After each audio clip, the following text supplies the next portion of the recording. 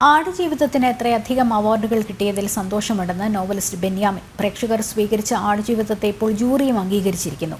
ചില മേഖലകളിൽ അവാർഡ് ലഭിക്കാത്തതിൽ സംവിധായകൻ ബ്ലസ്സി പറഞ്ഞതിനോട് യോജിക്കുന്നുണ്ട്.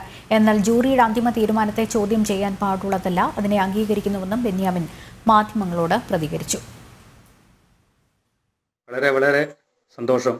ആടുജീവിതം എന്ന നോവലിനെ ആസ്പദമാക്കി സാറ് സംവിധാനം ചെയ്ത സിനിമ ഇത്രയധികം പുരസ്കാരങ്ങൾ ഏറ്റുവാങ്ങുമ്പോൾ നിശ്ചയമായിട്ടും ഹൃദയം നിറഞ്ഞു കവിയാണ്.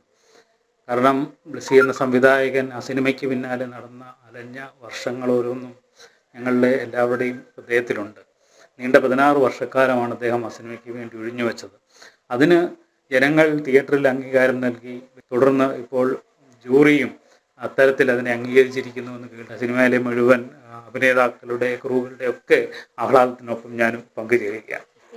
എനിക്കും വലിയ രീതിയിലുണ്ട്. കാരണം AR റഹ്മാൻ ഉണ്ടായിരുന്നു, അല്ലെങ്കിൽ റഫീഖ് അഹമ്മദിനുണ്ടായിരുന്നു, മനോഹരമായ വരികളുണ്ട്. ഇവിടെ അത് തീർച്ചയായിട്ടും ജൂറിയുടെ അന്തിമ തീരുമാനമാണ്. അതിനെ